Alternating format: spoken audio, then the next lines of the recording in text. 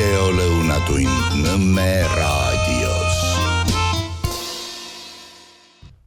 Ja tere maailm, ongi lõunatund Nõmme raadios. Olemegi siin, kus me olema peame, nii suured ja vägevad, kui me endale tunduda võime.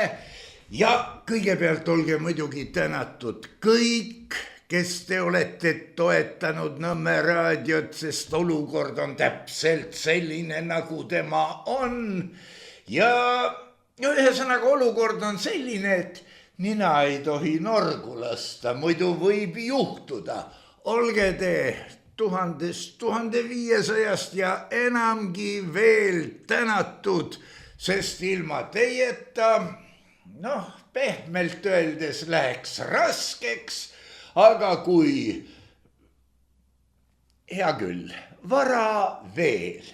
Täna oleme siis siin stuudios natuke erineva positsiooniga paika pandult herr doktor Viktor Vassiljeviga ja eilsest saatest ajendatud teemal küsiksin ma sinult, Viktor, otse, mis on lootus, miks on lootus, miks inimesed tahavad uskuda ja loota, mitte hakata tegutsema? Jah, tere, head raadiokuulajad ja meie klippide vaatajad, seda väga tore, et te olete olemas, sest kui teid olemas ei oleks, siis see, mida me Margusega siin teeme, ilma vaatajateta oleks see puhas patoloogia.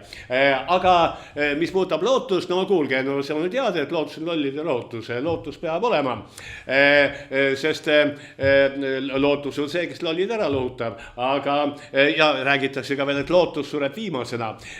Vaata, lolle on päris palju ja lootus ei saa ära surra, enne kui ta lollid kõik ära lohutab. Järelikult, aga lollid tekib juurde, järelikult lootus on surematu. Nii et heas usus ja lootuses me ikka elame. Loota on alati mugavam, kui teha midagi, kui sooritada mingeid tegusid.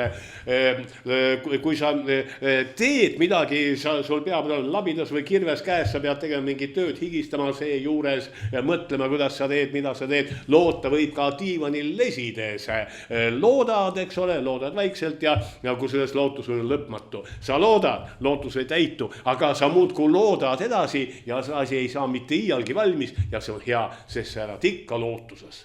Sa elad lootuses ja just seda, eilse saate kohta tuli kommentaariks, et Mardi jutt äratab lootust, umbes niimoodi.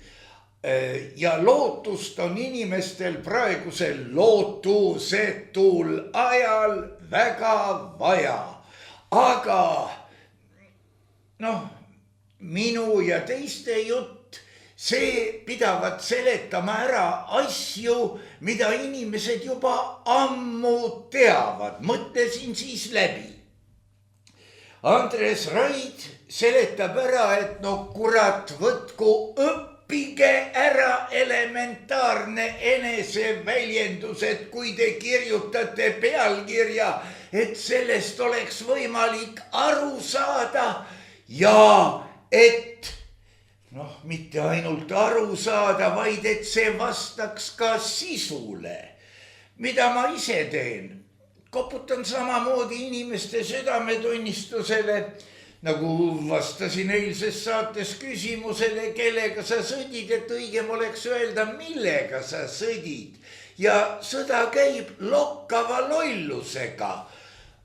Aga kõigi nende asjade juures, hea küll, see võib näida kirumisena ja eks ta ole ka, aga lepime sellega, kuulame seda, mis meid lohutab, saame tröösti natukene nagu siit ja sealt.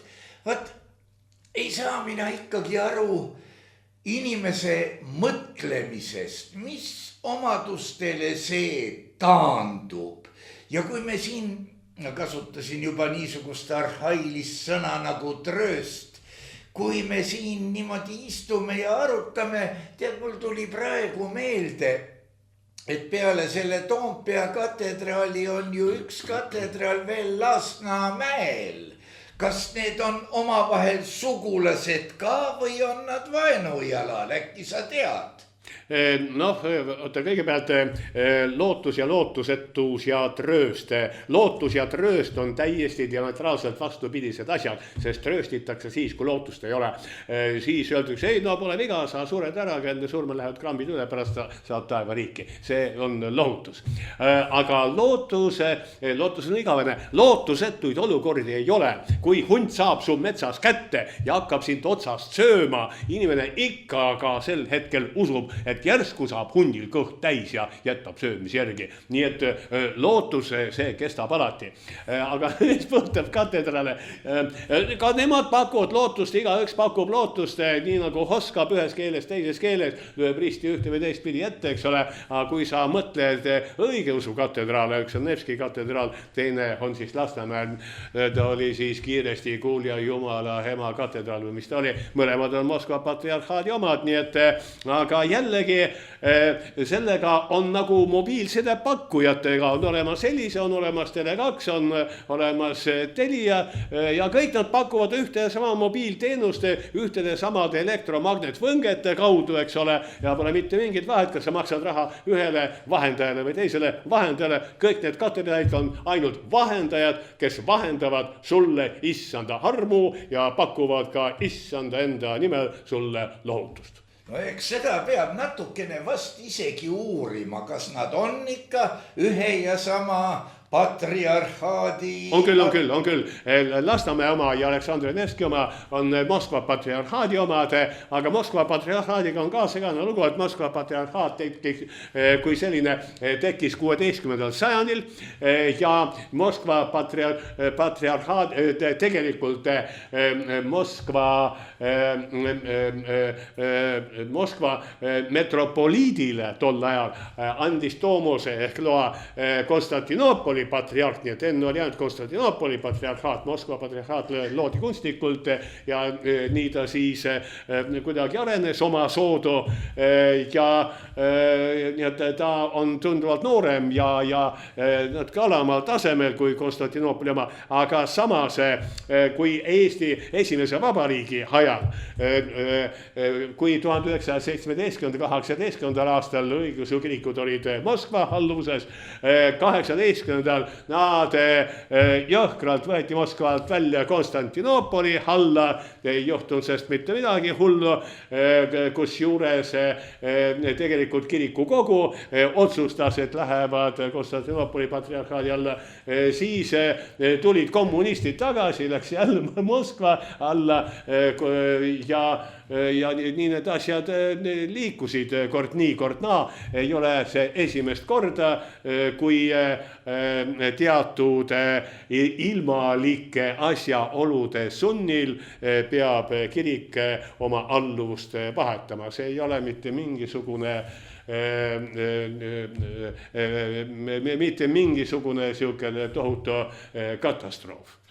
Ja, sellest võib aru saada, et poliittehnoloogiliselt tohib olla ainult üks vaenlane, sest muidu rahvas lõheneb kahe vaenlasega sõdimise vahel ja sellest tuleb ainult paksu pahandusse, siis minnakse kõigepealt ka üksteisele kallale, et õiglus ikka võidutseks ja saaks minna selle konkreetse ühe kallale kõigepealt. Ja teine asi, mis mul pähe lõi, see Lasnamäe oma on ikkagi betoonist, võib-olla ka raudbetoonist, nii et see... Ongi, kus juures ta on ehitatud standardsetest detailidest, Venemaalt toodi kohale need raudbetoonpaneelid, et see on tüüpprojekt, Venemaal sellistest elementidest ehitataksegi kirikuid. No näed, see on siis rängast raskest materjalist ja vaat siin me satuksime tõenäoliselt lahendamatu dilemma otsa, kurat sellest seisust edasi minna, sest tõepoolest on kaks tükki, üks nendest on vaieldamatult säravam ja silmapaistvam ja moodustab kummalise tausta meie sellele päris kummalisele ristile Vabaduse väljakul, aga teine sulandub Lasnamäesse. Tähendagu see hetkel mida tahes. Niimoodi tema juba on. Ja lõppude lõpuks, eks igaüks kuulutab oma tõde. Selle ütlemise all pidasin ma silmas eelkõige Eestimaa vägevaid parteisid, kellel igaühel on oma seisukoht ja kes on võimeline naaberpartei selle seisukoha nimel tegema. Ei, ma siiski ei võrdleks parteid usukonfessioonidega, sellepärast, et olgu need metodistid, adventistid, luterlased, õigeusklikud, kes iganes, kõik kristlased ikkagi kuulutavad ühte ja ainsat Jumalat, kuigi neid on 3, aga siiski 1, aga ikkagi 3, aga 1. Aga parteid, erinevad parteid, ütleme parepoolsed, vasakpoolsed ja tsentristlikud ja nii edasi, nendel ei ole mingit ühte Jumalat, mingit ühte käilakuju, mingit ühte ideed ei ole. Ideed on täiesti erinevad. Amicus meus, nendel kõigil peab olema üks idee ja see on Eesti rahva heaolu, mitte omavaheline nusserdamine. Ei ole sellepärast, et ütleme parempoolsus kui selline või sotsiaaldemokraadid vasakpoolsus kui selline. Sotsiaaldemokraadid, nad on ju üle kogu Euroopa ja laiemaltki sotsiaaldemokraadid, see ongi teatud usk, nii et see ei ole mitte Eesti oma ja eesmärgid ei ole mitte Eesti omad, vaid ütleme Eesti katoliku kirik näiteks. Ka nendel on Eesti pinnal, Eesti oludes teatud eesmärgid, mis on seotud Eestiga, seal küll. Aga ta on siiski suur üleilmne katoliku kirik ja allub Rooma paavstile. No vaata, eks see sotsiaaldemokraatia ja kõik muu taoline allub ka millelegi, kellelegi kuhugi peab tema aru andma ja nii edasi. See on ka nagu üks ülemaailmne, no selgelt ülemaailmne, ega ta kaugemale kuu peale ta ei ulata. Tegelikult Jumalaga võrreldav ja nii ka see meie tunnistatav Jumal, kui on üks Jumal, mida kinnitavad ju ka moslemid. Ta on üks Jumal. Seda kinnitavad, ma ei tea neid usulahkusid kõiki peast, aga igaühel neil on üks Jumal, kes muidugi ei pruugi olla see sama, arvestades tema nõudmisi, kuigi need nõudmised on inimeste antud. Ja ikkagi on sellega sama nagu mobiilsidega, et sa väidad, et on üks Jumal, jah, on ühed ja samad elektromagnetvõnked, aga näiteks ainuüksi õigeusu kirikuid on maailmas 19 patriarhaati, kes on kõik üksteisega vaenujalal. Ja igaühel on neist see kõige õigem usk. Ja kõige õigem patriarh. Kõige õigem patriarh. Ja see patriarh on ju inimene. Seda küll, aga tema on jumalasem. Tema on samas staatuses nagu Rooma paavst. See on Antiochia patriarh, see on Aleksandria patriarh, see on Etioopia patriarh, see on Kiive patriarh ja nii edasi. No Kiive on küll sõrmude rahudele põrmule, aga küll nad uue valivad. No vaata, kui pisikene asi oli, millest sai alustatud ja vaata, milline... Tähendab, me oleme mõneti udu-uurijad, sest kui me tegeleksime teadusega, me oleksime jõudnud võrdlemisi lähedale konkreetsele punktile. Aga teadus, väga tõsine teadlane, suured paksud prillid ees, eks ole, uurib seal mingit teadust. See teadus, mida ta uurib, on usk, sellepärast, et tema uurib seda teadust, mis vastab tänapäeva paradigmale, tänapäeva kokkulepetele, tänapäeval kokku lepitud loodusseadustele. Nii et ta uurib ja propageerib mingisugust tänapäeva usku. No õige teadlane ikka selle juures ütleb, et vaat tänase seisuga me arvame, me usume, et on nii, aga mis saab homme? Oi poisid, ärge küsige. Thomas Alva Edison, ole hea. Mida tema ütles? Tema ütles ajaloolised sõnad. Varsti muutub elekter nii odavaks, et küünlaid saavad põletada ainult rikkad. Ja täna me oleme olukorras, kus võiks ju öelda, et AI muutub varsti nii odavaks, et ise mõelda saavad ainult rikkad. Vaata, nii küünal kui AI on teatud instrumendid. Mis puudutab küünlaid, ja kui me tahame saada sama valgusvihku nagu 220 voldine lambi pirn annab, siis tuleb tõesti 220 küünalt kõik koos põlema panna. See maksab raha lihtsalt sellepärast, et see on ebaotstarbekas mehhanism. Aga mis puudutab AI-d, siis ka AI on teatud tööriist. Kui sa kasutad seda tööriista sihipäraselt ja otstarbe kohaselt, see on kasulik riist, jah, aga kui sa hakkad seda absoluutselt igale poole toppima täiesti ilma asjata, no siis tekib ainult tohutult segadust ja mitte mingisugust kasu. Ja täiesti nõus, härra doktor. Kui me viskame pilgu peale sellele, mida helitavalt kutsutakse haridussüsteemiks, millega tegeleb tohutu hulk inimesi, et see oleks ikka nagu oleks, siis ajaloolises plaanis.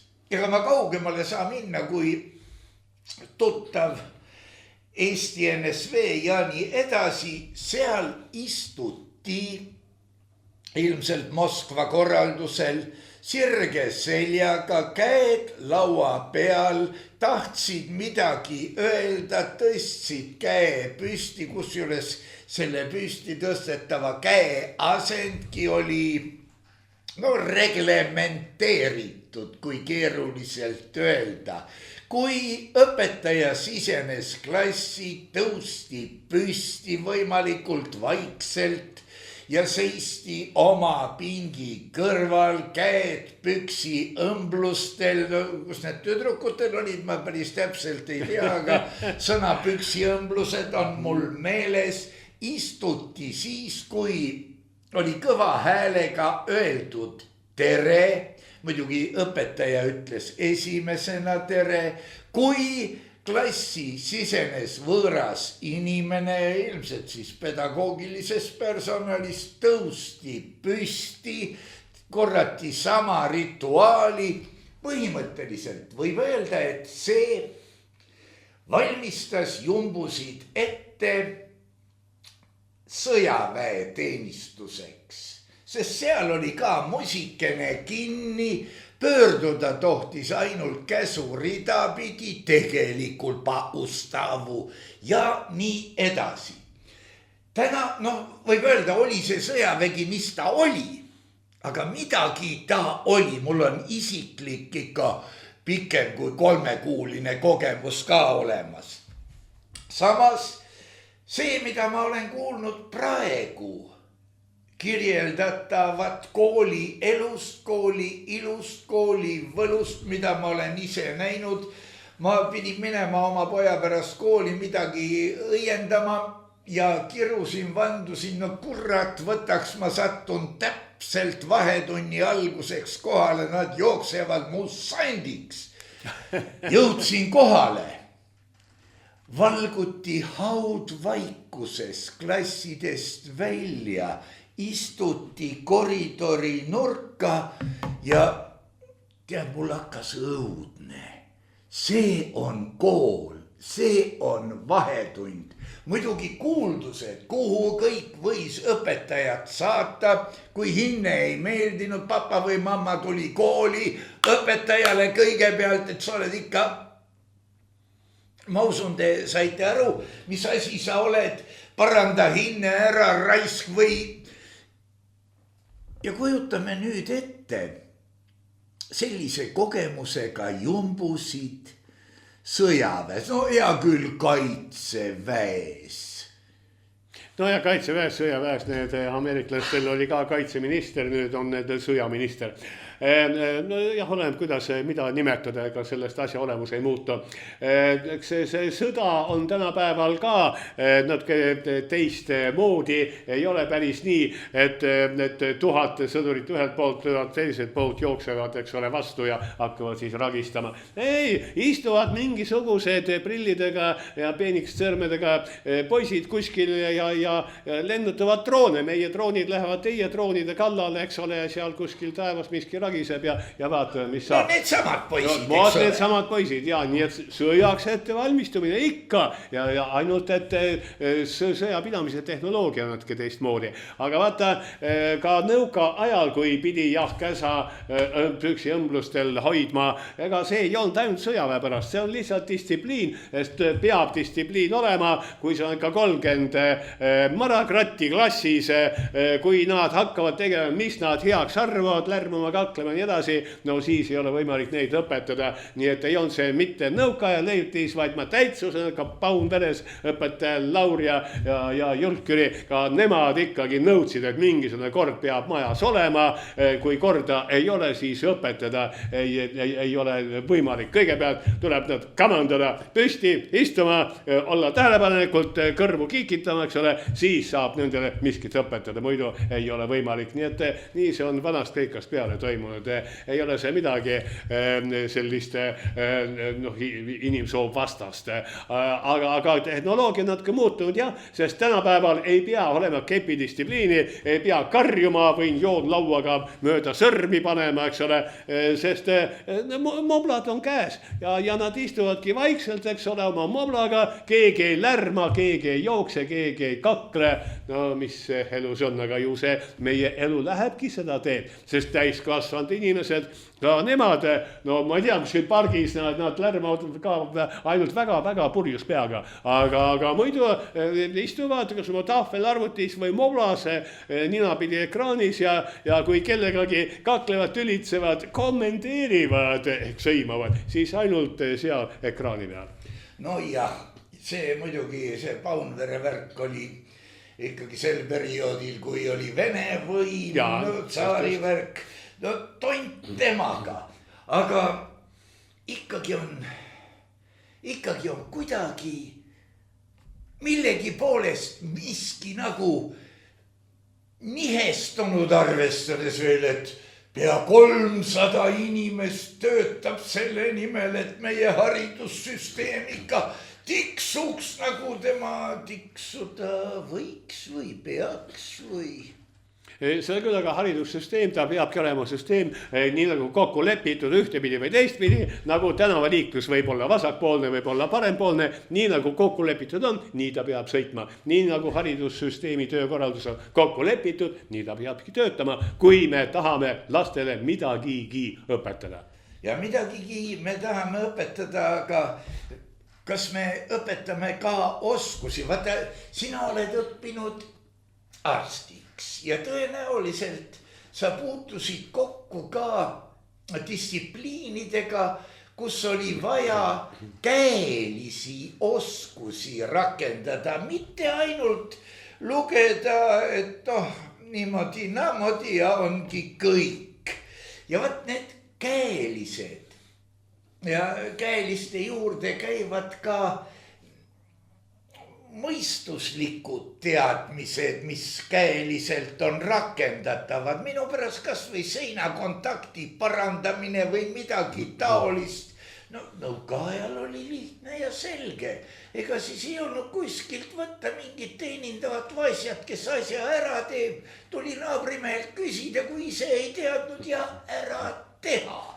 Ja vaat see on üks meeletu kiil tänase ja eilse vahel, mitte et meie sinuga oleme nüüd peajagu üle meie tõelisest tulevikust, kes või kui eestlane või muul viisil, aga ikkagi see areng, ma arvan, et 3 põlvkonda peab vastu, aga 4. ei tule, nii nagu oli öeldud see Rooma kohta. et 4. Roomat enam ei ja seda küll, aga juba Rooma ajal öeldi, et 4. põlvkonda ei tule, aga ta tuli siiski, ta oli teistmoodi, ta oli teiste oskustega, ta oli teiste teadmistega, nii et ka meedikud, ka tänapäeval nad õpivad teatud käelisi oskusi, lihtsalt need oskused on teised, et jah, meie omal ajal pidime jah, seda skalpelli käes hoidma, eks ole, tänapäeval on olemas igasugu robotid, värgid, mis teevad operatsioone, aga samas ka neid tuleb käsitseda, ka seal tuleb teatud asju üsna peenelt sõrmedega liigutada. Nii et teadmise pagas on natuke teine, aga meditsiin on meditsiin ja pääsu ei ole, lihtsalt tehnoloogiad mingil määral muutuvad, aga elu läheb edasi, ega ta ei lähe selle pärast halvemaks. No jah, vaata meditsiinis ka, et kui see tark massin, mis sinu vihjetest aru saab ja asja vastavalt juhendile ära ajab, kui see läheb rikki, siis ei ole midagi muud kui kärised üles asu tööde kallale. Võib-olla, aga kui me võrdleme seda asja näiteks hobukaarikuga, hobusega ja autoga, et punktist A punkti B võis kunagi sõita hobuse vankriga, eks ole, tänapäeval sõidetakse autoga, mis on tunduvalt mugav, meeldivam ja kiirem, rohkem inimese kaupa saab kohale viia ühe korraga. Nii et ei ole niimoodi, et me oleme muutunud rumalamaks, et kui me ei oska hobust ette rakendada, et siis me ei oskaks nagu autoga sõita. Sõidame küll autoga, väga edukalt autoga, läheb auto rikki, me teame, kuhu sellega minna, auto luksepa juurde, kui ta selle auto ära parandab. No nüüd sa ütlesid küll midagi taolist välja, mis sunnib tegema mingi pettelöögi, vaata Roomas, eks ole, ka rehkendati, et lapsed lähevad üle kätte ja nii edasi. Kus see Rooma on? Mingi väike Vatikan on jäänud veel äärmisel juhul, kui paralleele tõmmata, see on ka kõik. Väga raske on tõmmata paralleele Rooma ja Vatikani vahel, aga ütleme Itaalia, mis tal viga, eks ole, sümpaatne peaminister ka ja rahvast kui palju ja elavad väga edukalt, saavad suurepäraselt hakkama. Nii et tehnoloogiad muutuvad, aga ega sellepärast inimesed ei muutu rumalamaks, võib-olla vastupidi, targemaks. Mine sa tea jah, aga mis selle tarkuse kõigega peale hakata. Vaata, olen mina lugenud ja olen mina kuulanud igasuguseid niisugusi infokillukesi sellest, et vanal hallil ajal, kui ehitati hiigelkatedraale, siis tuli need justkui ehitada ikka hobuvankriga ja labidaga ja nii edasi ja milline kogus ühte materjali ja milline kogus teist materjali tuli kohale vedada, kusjuures see vedamise aeg on ka piiratud ja see paneb natukene mõtlema, et kas meie ajalooga ei ole ikka ka nässak natukene võib-olla, ajalugu on üldse väga kokkuleppeline asi, sellepärast et vaata, kui ehitati mingeid vanu katedraali, no kas või alates Egiptuse püramiididest, aega oli neil röögatult käes ja kiirelt ei olnud neid mitte kuskile, nad muudkui ehitasid ja ehitasid.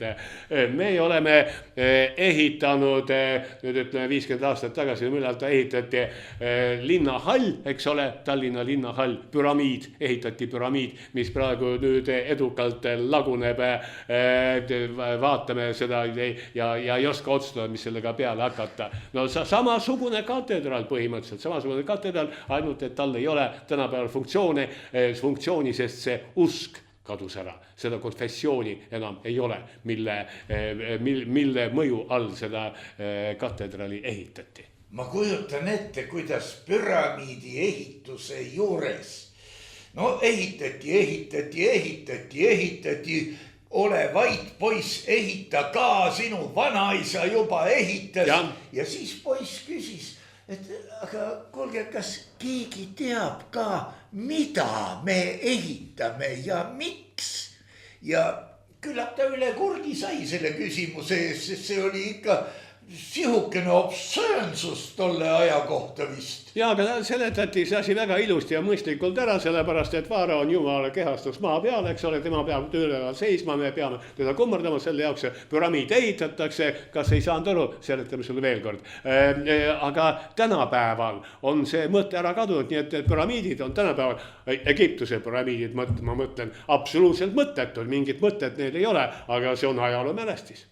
No eks need püramiidid vist Kleopatra surmaga kaotasid igasuguse juriidilise mõtte, sest viimane vaarao, kreeklanna veel nagu ta oli, läks sinna, kuhu ta pidigi minema, kuigi ta aitas ise kaasa, vähemalt selline on legend.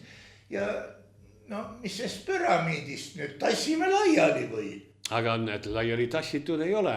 No kes see viitsi, palav koht ka. Palav koht ja need tohutu rasked kiviplokid, neid küllaltki raske laiali tassida. Ja polnud mõtet ka, et no okei, tassime need kivid laiali, mis sa ehitad nendest? Ja kui me vaatame näiteks India poole või sinna kanti või Türki, siis me näeme ju imeehitisi, mis ei sobi meie klassikalise koolis hoolega õpitud ajaloo ajaskaalale ka. Tundub, et lihtsalt ei sobi, lihtsalt ei ole võimalik, aga näe, nad on nikerdised igasugused, millised kujud, kuidas marmorist olla selle sama vahendiga nikerdatud välja õhkõrloor kujule. No, ja mis nagu voolab seal näo peal ja kas ma pean seda uskuma? No kes tont seda teab, kuidas seda tehti, eks ole, ja kas usud või usud, aga ärme nüüd mine nii kaugele ajaloos tagasi, võtame 30, 40, 50 aasta tagune aeg, aga kõik need kommunistliku sümboolikat sisaldavad arhitektuuri mälestised, kas või see endine ohvitseride maja või mere mis ta nüüd ongi, eks ole. Ja siin ongi see võluv moment, et kui palju on meie hulgas neid, kes teavad, kus asus ja asub endine muidugi, laevastiku ohvitseride maja.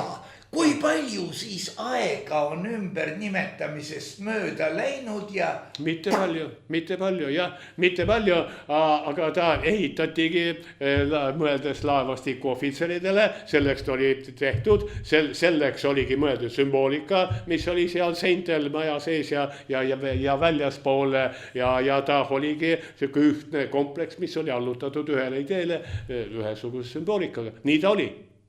Aga meile tänapäeval ei sobi. Ei no jah, see laemaal ja kõik, mis seal oli, konkreetse sündmuse. Väga asjalik, väga hea, suurepärane meistriteos oli see laemaal. Jah, ideoloogiliselt meile ei sobi, aga ideoloogiliselt meile ei sobi ka Ramses teise kuju, Egiptuses Luxori templis. Ka see ei sobi meile ideoloogiliselt, aga seisab püsti.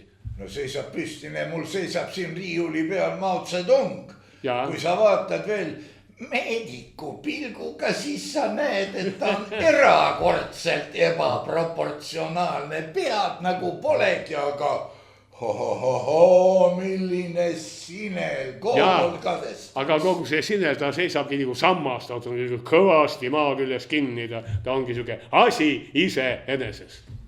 Kui võrrelda Leniniga, siis tema asend seal, käed selja peal kuidagi pidi, ma ei ole kunagi vaadanud, vähemalt mul ei ole meeles, kas see on nüüd sportlik asend või on lihtsalt käed lõdvalt selja peal, aga vaieldamatult ta mõjub veenvalt. Aga loomulikult sellepärast, et kommunistide ajal ideoloogid ei olnud lollid ja kunstnikud, skulptorid, kes siis töötasid, olid ka handekad inimesed. Neile anti vastav ülesanne ja nad said suurepäraselt sellega hakkama, muidu nad ei oleks olnud ei kunstnikud ega skulptorid. Ma küll ei tea, millised on Hiinas olnud varem ja ma mõtlen, Maadse tungi ajal ja on tänapäeval mingid normatiivid, mille järgi monumente ehitatakse, aga Nõukogude Liidus olid väga kindlad standardid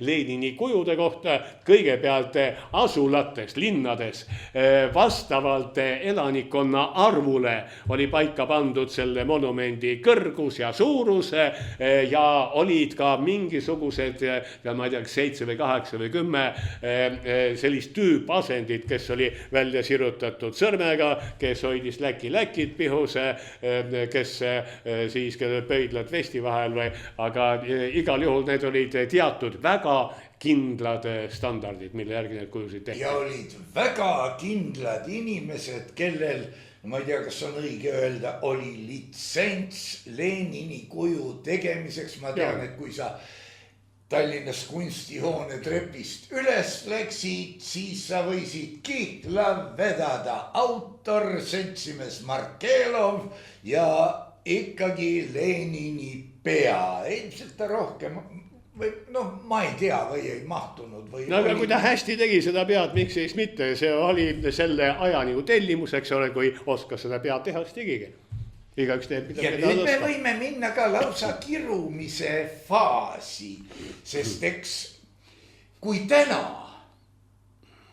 peaks keegi tegema meie riigijuhi, ma ei pea siin silmas praegu Tallinna lennujaama, kus on kuju täiesti mõistetav ja arusaadav. Ja see on juba legend, see on midagi usundi taolist, mis puudutab Lennart Meret. Ja. Tema oli, aga mis puudutab Eesti riigijuhti, võt ma ei teagi, mis asi on Eesti riigijuht? Mis asi see on? No ma ise ka ei kujuta ette, aga praegu mul niimoodi lõi silme, et millegi pärast pildi paadi õnnetusest Viljandi järvel või kus see oli. Aga kuidagi jah, no kuidas sa teda kujutad? Kuidas sa annad edasi tema karakterit? No. Jah, vaat see on tõsine möödalaskmine ikkagi.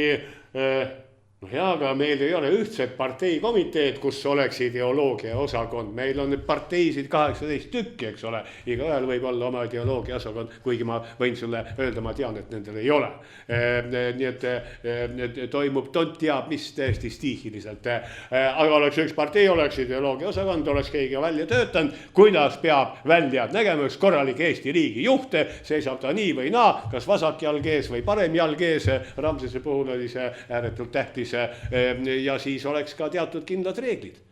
Mikus Meus, selleks peab olema riigijuht selline oma iseloomuga, mida on võimalik heas mõttes tundma õppida.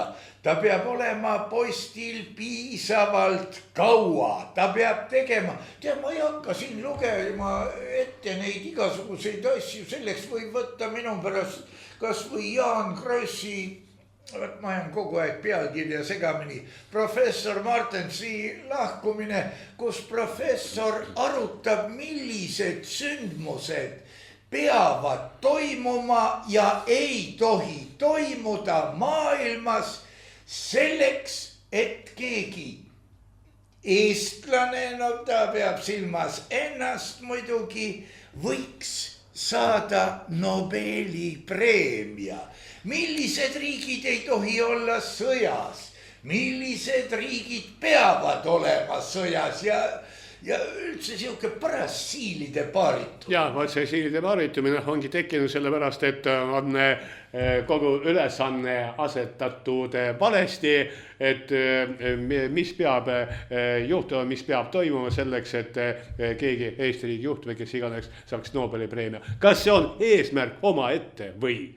Oi, mõnel kindlasti on. Mõnel oi jummal, kui sa vist ei mäleta, milliseid artiklikesi ja naljalugusid lausa, need vist ei olnud naljalood, kirjutati selle kohta, milleks inimesed olid valmised saada kutset presidendi pallile või, no sa pead seda teadma, lähemalt kui mina. Ja ma tean küll, ma olen saanud 12 kutset presidendi pallile ja 2 korda olen tõesti käinud ja 1 kord see oli õnnetus, teine kord ma läksin sihilikult, sest ma teadsin, et see on viimane kord, aga muidu ma Läksin ei käinud. kontrollima, et kas ikka oli töö. Kas ikka oli, jah. Nii et ma põhimõtteliselt ma ei käinud, mind ei huvitanud see asi, aga mis puudutab jah, riigijuhti, no vaat meil ei ole sellist nagu kindlat kriteeriumide kogumit, mis asi on riigijuht. Meil on riik jah, aga riigijuht, see on tegelikult ametnik, kes osutab riigile juhtimisteenust. Ja ütleme niimoodi. Avalikul konkursil valitud ametnik, muuseas. Avalikul konkursil valitud ametnik, kes osutab seda teenust parimal võimalikul viisil tema mõistmise kohaselt. Ja see sobib isegi härra Gräzini kirjeldatud mudeliga, kusjuures tema kirjeldab seda natukene teiste sõnadega, aga sisu on ju sama. Ja kui me nüüd mõtleme, isegi sina ütlesid, meil on küll riik, niimoodi, et mis asi meil oli, aga noh, hüva. Vaata nali ongi selles, et kõik need parteid ja valitsused, ma nüüd küll kordan ennast, nende tegevuse sisu peab kurat võtaks olema ikkagi see, et rahval oleks homme parem elada, kui oli täna või eile või üleeile.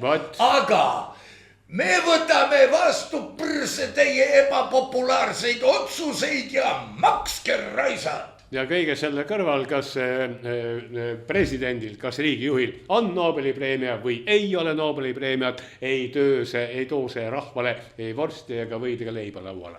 Ei too, kusjuures see võimaldab presidendil või noh, tähendab sellel isikul. Selle asemel, et minna presidentide kokkusaamisele, minna nobelistide kokkusaamisele ja öelda, et ei teate, poliitilises mõttes on see hetkel, ta jätab ütlemata, minu jaoks tähtsam. Tead, ma arvan, et Eesti riigijuhil ei ole see Nobeli preemia tähtis, sellepärast et kui tema on saanud Eesti riigijuhiks, see ongi juba tema elukarjääri absoluutne tipp ja mida tal veel tahta. Teine asi on Ameerika president Trump, temal on kõik olemas, ta on multimiljonär, ta kamandab maailmas suuremat sõjaväge, sõlmib lepingud riikidega, aga mida veel? Nobeli preemia on puudu, see on ainuke, mis tal veel puudu on, seda tema tahaks ka. No ja nobelistide kokkusaamised ikka piinlik ka, kui teised poisid küsivad, et kuulge, kelle tuttav see on? Või umbes nii, nägin mina eile karikatuuri. Ilmselt see pidi olema ka lausa venekeelne karikatuuri ja tõenäoliselt ühe tegelase ma tundsin ära. See oli Jossif Vissarionovitš Stalin. Nii, kes julges karikatuuri teha Stalinist? Ja temal oli üks ainukene tähekene rinnas. Ja siis oli ilmselt kaasaegne Vene kindral, kellel oli kõik, kogu kõht, igasugu ordeneid ja medaleid täis. Ja Stalin muheda naeratusega küsib, mis etenduses sina oled? Kuule, aga jällegi, kes sõltub selle riigi tegelase kaliibrist, näiteks Vene tsaar Nikolai Teine, eks ole, temal oli ka neid tordeid medaleid, mida iganes ilmselt kirstude viisi, eks ole, tema kandis üht ainukest Georgi risti. No asi seegi tähendab, see näitab, mida tema hindas ja muidugi kui keegi välistsaarides, imperaatoritest, muudest tegelastest küsib, et mis sul rohkem ei olegi, ta võib alati näidata, et näe, kastid on seal. Seda küll, aga teise riigi tsaar, eks ole, Vene riigi tsaarid selliseid küsimusi ei esitanud, sest nad teadsid üksteise või teise kohta väga hästi, mis ühel või teisel olemas on. Seda muidugi, kuigi nad kõik 7 vist sai kokku ainult ühel korral ja sel puhul tehti ka pilt. See oli vist kuningas George'i või kellegi matustel. Ma võin eksida praegu, kes viitsib parandab, kes ei viitsi lepib öelduga. Aga jah. No ja kui inimesed ikka kokku saavad, kas pulmades, juubelites või matustel? No seda muidugi. Ja siis tuleb teha ju sihukest magusaput nägu ja välja kannatada ja on nagu on, sest saatuse vastu ei saa. Ja no saatus on igaühel oma. Saatus on igaühel oma, saatuse vastu ei saa, aga mingil määral on siiski inimene oma saatuse sepp. Et kui ta pimesi tormab ristmikule punase tule ajal, no siis ei saa öelda, et see oli pime saatus, et ta auto alla jäi. No jah, muidugi siin võib kujundlikult arendada seda teemat kohe niipidi ja naapidi, aga jah, sul on õigus. Saatus on saatus, aga natukene mõistust peab ikka endal ka olema ja ettevaatus ei ole võrdsustatav hirmuga. Uskuge mind, hirmu tunneb see, kes, no tähendab, hirmu väljendus on tegelikult see, et inimene praktiliselt tardub või hakkab värisema. See on, ma usun, ja isegi loodan praegu seda öeldes, et hirm oma krambiga on seostatav ehtsa šokiga, aga ettevaatus, et kui ma lähen vöötraja otsa juurde, et ma vaatan vasakule, selles ei väljendu hirm, selles väljendub ettevaatus, et ma tahan ka näha, kas sina mind ikka näed. Ettevaatus ja hirm on absoluutselt erinevad asjad. Ettevaatus on ettevaatus, see on tarkus ema. Aga hirm on paanikapoeg. Paanikapoeg kindlasti. Kusjuures vaata, paanika on jälle,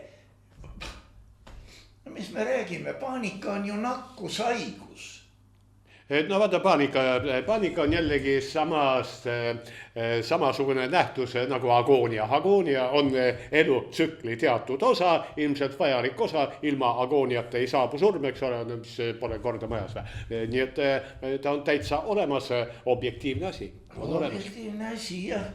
Ja muidugi kõik need tunded, need on inimeses kuskil olemas. Ja otsivad väljapääsu nii või teisiti, aga eks see peab ka olemas olema.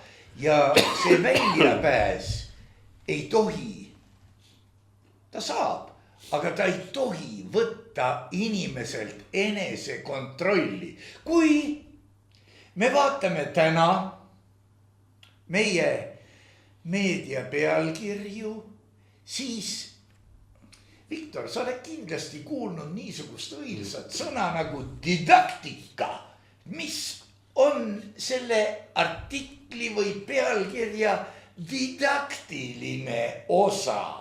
Miks ta niimoodi on? Miks köetakse üles paanikat? Näiteks ma nüüd selle suure Hispaania enklaavi hõivamise teemadel lugesin mitmes keeles. Peab ütlema, et sakslane ajab oma asju ja tahab piiri kinni panna. Prantslane pakub oma lahendit. Hispaanlane, Hispaania valitsus näikse kohati rahvale valetavat. Itaalased tahavad ka piiri kinni panna. No jah, võib-olla küll. Mitte ainult, nad tahavad ka viisat sisse viia. No sul on värskemad andmed kui mul ilmselt. No sul on oma sidemed ka Hispaanias. Aga kõik see jama, kui me vaatame millega tegu.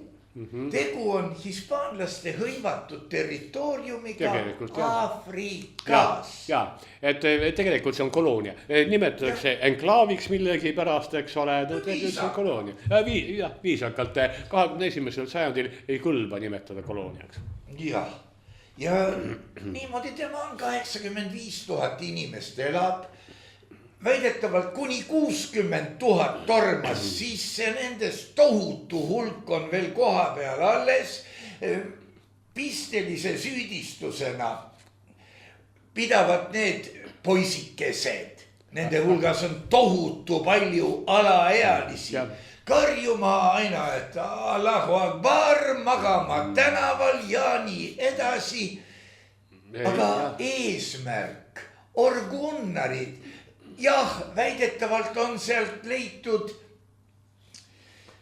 isegi mingisuguseid luureohvitsere, kes asju peavad klaarima. Oi, kindla peale, kus siuke värk toimub, eks ole, no kindla peale mitmesugused luureorganisatsioonid hoiavad silma peal ja selle nii-öelda varjuse ajavad seal mingisuguseid oma asju. Aga mis seal tegelikult toimus, Tont seda kõike teab, sellepärast, et info on selline, et mis ta on 40-50 000, eks ole, tulid jõhkralt sisse ja 70 000 läksid tagasi. Nii et tantsijad teab, mis seda tegelikult toimub. No ikka juhtub, no lähevad tagasi, värbavad omasid juurde ja lähevad. Ja lüüakse ikka tagasi. Nii et vaata, rahvas ikka üritab minna sinna, kus tema arvates on nagu parem elu, eks ole, erinevatel aegadel ka eestlasi läks küll ja küll Soome ja Rootsi ja Saksamaale sinna, kus nagu, nende arvast oli parem ja mõistlikum elu. Ikka rahvamassid liiguvad siia sinna. Mis rahvamassid, suured sarvloomad ka ühe koha söövad lagedaks ja siis lähevad aina edasi, tasakene mäletsevad tee peal ja ilm ka päris ilus ja ei ole häda midagi. Inimene sotsiaalne olen samasugune kariloom kah läheb sinna, kus tema meelest nagu rohimahlasem. No demokraatia ongi see, et mitte et mõistust oleks, vaid et rohkem oleks. See laseb ellu jääda suurema tõenäosusega. Aga muidugi ma usun, et kui sa oled vaadanud neid videoklipikesi nendest uhketest sissetungijatest ja nii edasi, siis liikumise järgi sa ju ütled ära, et seal neid, kes on 18 aastat täis, sealt ülesse poole läheb juba hõredamaks, aga siuksi 14-15 poisikesi jooksmas, karjumas, prügikaste ümber ajamas. Neil ei ole ju kurat võtku eesmärki. Neil ei ole eesmärki, nendel ei ole ideed, nendel ei ole selget arusaama ei maailmast ega oma tegudest, aga nad on väga hästi juhitavad, et keegi üks ütleb, et no poisid, nüüd lähme ja nad lähevadki. Ja lähevadki, seda ma tean, see on kaunikesti, kurat, kui sina oled poisike olnud, mina olen poisike olnud. Ikka lõunarapsus käidud küll, keegi üks ütleb, et kuule, lähme nüüd siin naabriada lõunaraksu ja lähemegi. Kui omal ideed ei ole, siis isegi see on juba suur idee, mille nimel minna. Kuhu ja miks? Ükskõik, lähme. Aga võib-olla see ongi hea, ikkagi mingisugune liikumine. Ikkagi mingisugune liikumine, samas muidugi peaks vaatama, see on üks huvitav teema. Bahreinis ma puutusin kokku ka kooliõpilastega. No seal olid siuksed lõpuklassid ilmselt ja tead, need, kellega ma kokku puutusin, olid uhked oma hariduse üle. Seal, no see oli tõsi umbes 40-aastane, ütles, et minu vanaisa veel, kui ta kirja sai, läks Turuplatsile ja karjus, kas keegi oskab lugeda. Aga temal oli juba kõrgharidus. Ta on praegu ka üksjagu kõval ametikohal ja ajab oma asju ja temast peetakse igatpidi lugu ja samas ka need tüdrukud, kes õppisid lõpuklassides, ka nemad olid vaimustunud oma haridusest. Ka nemad olid vaimustunud sellest, et nende inglise keele õpetaja teab, mida neil inglise keeles vaja läheb. Samas kõik nad suures mošees, no, mehed muidugi all, naised üleval, võtsid ette palvetada, kui see õige hetk kätte jõudis, Ja. sest see suurendas ühtekuuluvustunnet. jah, no kas palvetada või kõva selge häälega ette lugeda partei mingit seda samustki käsku või mida iganes. Vanadel ja noortel on ikkagi mingid erinevad ideoloogiad. Vanad, nemad mõtlevad ühte asja, aga noortel on mingisugune märksa lihtsam idee ja nad lähevadki teostama seda lihtsat ideed ja toimubki rahvaste liikumine, inimeste rändamine, nii nagu kunagi neandertaallased jäid Euroopasse, aga Aafrikast tulid kromagnoonlased peale, eks ole, ja põhimõtteliselt see oli sest niimoodi tekkis mõistlik mõtlev inimene ja kui ei oleks seda rahvaste tohutut rändamist toimunud, no ma ei tea, istuksime primaatidena siiamaani praegu puu otsas. No vaata, siin ma sattusin jälle, tead, kui rumal on vaadata öösel klippe, kus räägitakse tarka juttu, kui sa oled parasjagu nii segi ka, et sa ei saa aru, mis keeles see on. Eestikeelseid muide praktiliselt ei ole ja neid ei kannata vaadata ka, sest no ma tahan siuke kuradi kitsekari. Ja seda küll, aga Eesti ise võrreldas tohutu suure internetiga, Eesti oli pisike. Miks peab seal palju olema eestikeelseid klippe? Seda ma räägingi, et tark inimene, tema hangib oma info mitte ainult aktuaalsest kaamerast, vaid ta hangib oma info igalt poolt ja erinevatest keeltes. Jah, ja võt siin oligi see, et ma sattusin peale sellisele klipile, kus arutati see kõva jalgpallimängija Haaland, et mis tõugu ta on või umbes nii, no ma ei oska seda mõistlikumalt eesti keeles öelda ja leiti, et tegemist on mingisuguse Norrale spetsiifilise proto-Euroopa hullu. Ja pluss suure protsendiga põhjamaisest neandertaallasest. Ma arvan, et selle taga on norrakate lobi. Tead, ega no norra keel see kindlasti ei olnud, ma ei oska seda keelt. Aga jah, niisugused asjad pandi paika. On see nüüd õige või vale? Oota, aga mis vahet, kas mingi asi on õige või on vale? Erinevatel aegadel käiaks välja erinevaid tõdesid, erinevaid valesid. Teatud aja jooksul seda tõde või seda valet usutakse, eks ole, aga siis saadakse targaks või valgustatuks ja otsustatakse, et see kõik oli vale, et ei kõlba see kommunismus, sotsialismus mitte kuskile, lähme nüüd ehitama kapitalismust. No ja mingi õigustuse ikka leiab ja no, niimoodi ongi. Samas muidugi, tead, kui vaadata, siin ma juba puudutasin seda meie tänast pealkirjastikku ja artiklistikku ja temaatikaid, mida käsitletakse, siis no, muidugi köetakse üles hirmu üleskütmisele, ehk küll nad ei usu seda, võib-olla reageerib sinu mainitud tavaline inimene, sest ta kurivaim on kuulekas.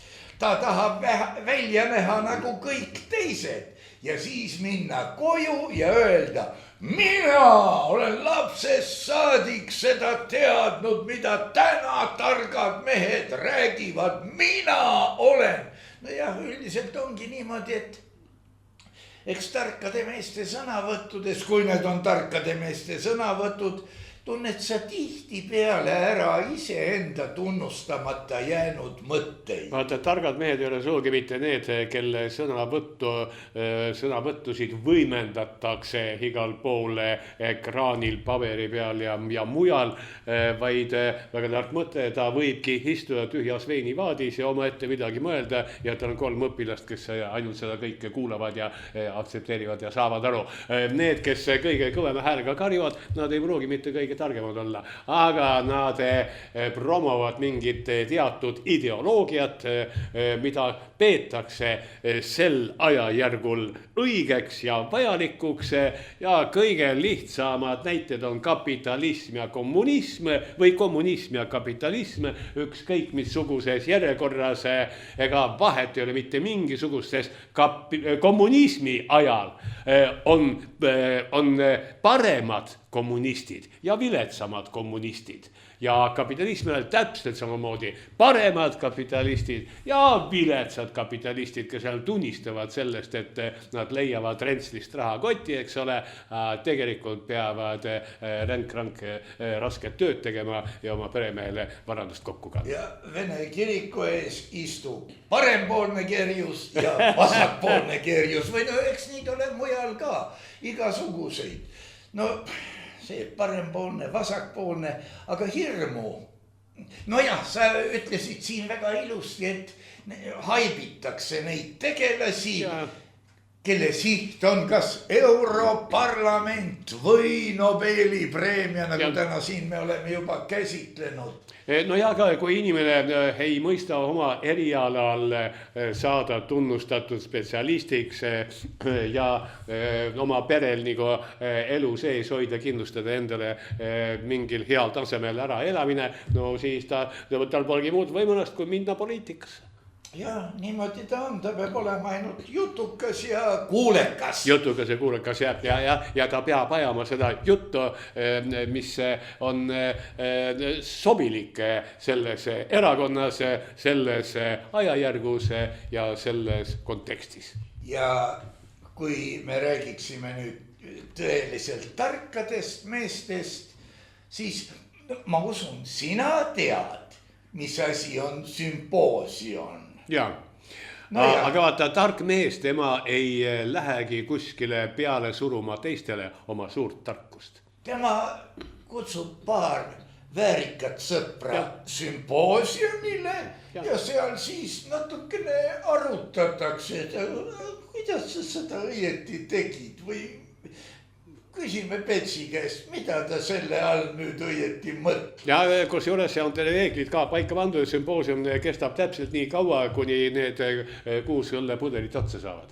On sümpoosium ka otsas. No sümboolselt 6 õllepudelit. No 2 veini. Sellega herr doktor Viktor Vassiljev andis muidugi praktiliselt välja, aga vaadake võõrsõnastikus ka, mis asi on sümpoosium, kui ka selle tähendust ei ole juba näs ära tehtud. Aga ma arvan, et tänaseks ongi kogu lugu. Ja rohkem nagu ei tohi anda, sellepärast, et nikastab ajud ära. Aitäh, herr doktor Viktor Vassiljev, olge tänatud kõik, kes te toetate meie jubedat ja vähem jubedat tegevust. Ilma teie toeta, tõepoolest, ma ei mäleta, kas Andres Raid ütles imeilusti selle kohta, aga olge tänatud, teie abi on vaja. Ole tänatud, doktor Viktor Vassiljev ja meie püha sõda läheb edasi. Ja olge palun terved.